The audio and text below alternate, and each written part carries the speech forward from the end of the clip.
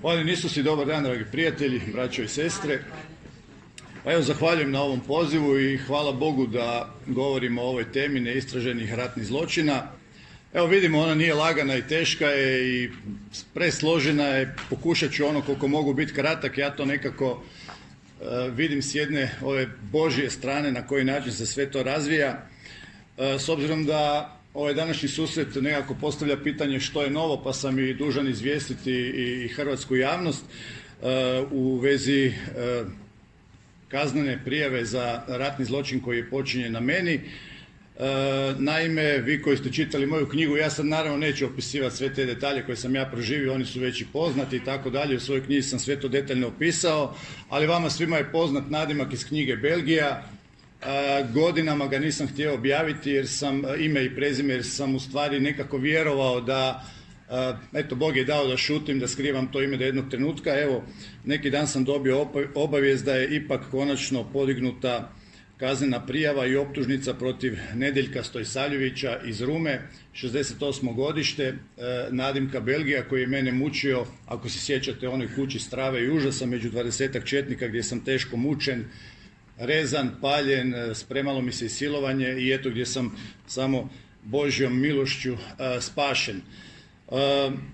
Ja bi u stvari ovo svoje izlaganje htio pretvoriti u jedno pitanje, u jedno naše razmišljanje.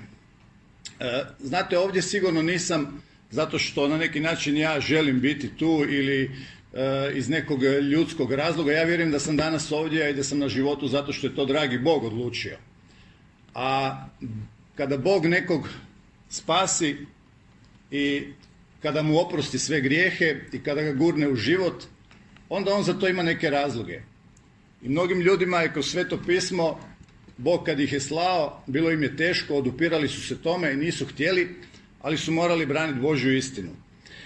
A ja bi evo svoje i naše razmišljanje počeo jednom izjavom jednog vrlo utjecajnog čovjeka koji je dan danas utjecajan u Hrvatskoj, koji je na neki način i stvarao političku scenu Hrvatske, pa i stvarao uz predsjednika Tuđmana i HDZ i prvu stranku.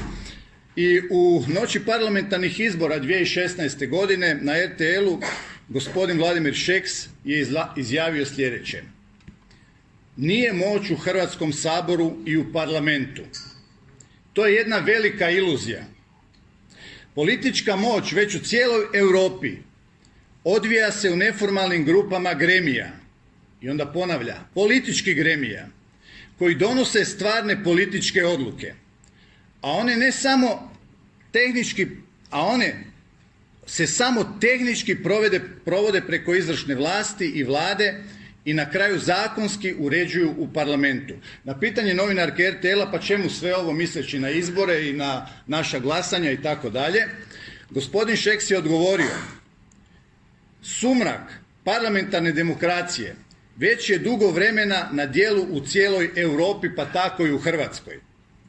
Izvršna vlast dominira. Po Ustavu Vlada odgovara Hrvatskom saboru. U praksi, u stvarnom političkom životu je obrnuto. Dominira politička vlast, a Sabor je samo jedna pozornica na kojoj se izglasavaju već davno ranije donijete na drugim mjestima odluke. Samo malo. Dopustite mi, molim od svih da poslušate me do kraja. Ili mogu odmah sjesti, recite. Upravo zato što ovdje sjedite i vi koji ste u Saboru. Ja samo postavljam pitanje. Ovo je tezu je postavio čovjek iz politike, čovjek koji je vrlo utjecajan, čovjek koji na neki način i danas formira politiku u Hrvatskoj. Na neki način. Ja upravo zato i postavljam to pitanje. Pitanje je u stvari kao pitanje da mi netko rastumači što ovo znači. Mi smo danas pokušali reći i postaviti pitanje je li Hrvatska u našim rukama. Pa evo, dajte mi sad vi odgovorite nakon svega ovo što smo čuli od Kajkića, od Josića i od Penave i od svih nas, pa da li je zaista Hrvatska u našim rukama? Ajmo dalje pitanje, pa u čijim je rukama? Ajmo dalje. U čijim je rukama Hrvatska?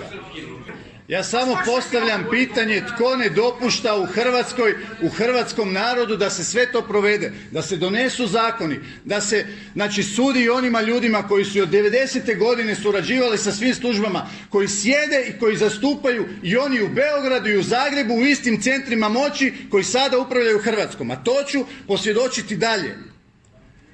Nama se kroz Hrvatsku šetaju ljudi iz Beograda pa dođu u Zagreb, pa odu u Rijeku i formiraju svoje lože.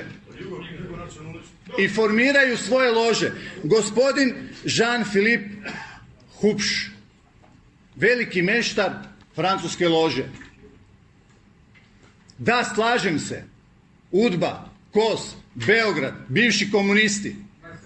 Ali mi trebamo prozvati i iza toga ko im pomaže, ko ih podržava i vi znate koliko je to veliko bratstvo i koliko se štite i njima nacija Hrvatska ništa ne znači jer su oni braća.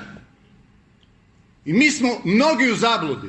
U mojoj knjizi nije upitno. Ja sam u knjizi 2010. opisao kompletnu strukturu zapovjednog kadra JNA koja je odgovorna za zločin na Ovčari. O Ovčari sam prvi put progovorio. Znači mene su skrivali sa mitničanima koje su trebali prebaciti u Srbiju na suđenje. Tek smo u prvom mjesecu, krajem prvog mjeseca evidentirani na Crvenom križu. Prva moja izjava koja je bila nakon što sam dao svoje ime i prezime, adresu, bila je spominjanje Ovčare. Imam svjedoke, zarobljenike koji su sa mnom bili, koji su mi rekli nisi normalan, lud si. Valjda bio sam mlad pa zaista sam i lud, danas bi bio mudriji pa bi možda i šutio. Nije upitno u svemu što sam u svojoj knjizi govorio. I oni koji su čitali knjigu i kada su slušali danas određene izjave od ovih ljudi koji se godinama bore oko ovih nepravdi, znaju da je u mojoj knjizi možda i 80% stvari već navedeno i napisano. Ali ljudi, mi moramo odgovoriti na kraju čemu parlament, čemu Sabor, čemu izbori, ako mi samo ovako prepričavamo stvari, vrtimo se u krug, nažalost imamo frustracije, isto kao i vi, braćo branitelji, i mi svake godine ćemo se sastajati i prepričavati stvari. Ja ću na kraju, dužan sam završiti na Božji način ovu cijelu priču. Naime, ja ću vas samo upoznat koliko je Bog čvrsto stajao uz ovaj narod, gospodin Isus Krist kojeg smo mi sada izbacili iz naše države. Daću vam samo jedan podatak i postavljam pitanje nakon toga. JNA 1991. godine imala je 1863 tenka, 1230 oklopnih transportera i raznih vozila. Imala je preko 1930 oružja artiljerijskog dometa preko 105 mm, preko 6000 minobacača, 450 zrakoplova, 190 helikoptera, 11 podmornica, 15 raketnih bacača. Koliko su Hrvati imali u 6. mjesecu 1991. od toga? Zero. Dragi Bog je čvrsto stajao uz ovaj narod kojeg smo mi izbacili. I izbacujemo ga. Šta je Mojsije rekao, šta je Bog rekao Mojsiju kad je rekao povedi narod i vrati ga u odabranu zemlju? Zašto ga mora vratiti u odabranu zemlju?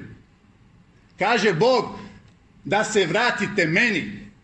A kome smo se mi vratili? Gdje je naš Bog? Draga braćo i sestre, završit ću na kraju, mogao bih još. Punu potporu dajem ljudima koji se bave ovim stvarima. Vrijeme je da hrvatski čovjek uz Božju pomoć, kao što je predsjednik Tuđman u Vukovaru rekao, uz Božju pomoć gradit ćemo Hrvatsku, da se vratimo ponovo zajedno Bogu i da istražimo te zločine, jer sve je u našim rukama.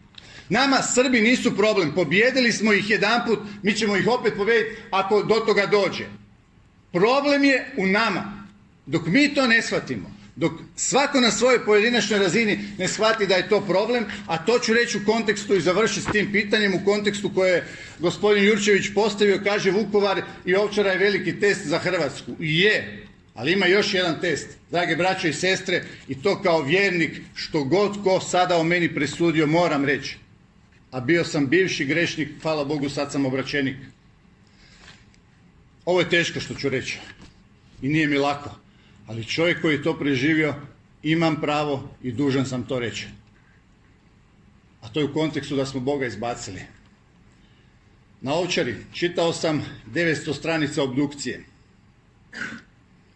To je strašno kad pročitate obdukciju.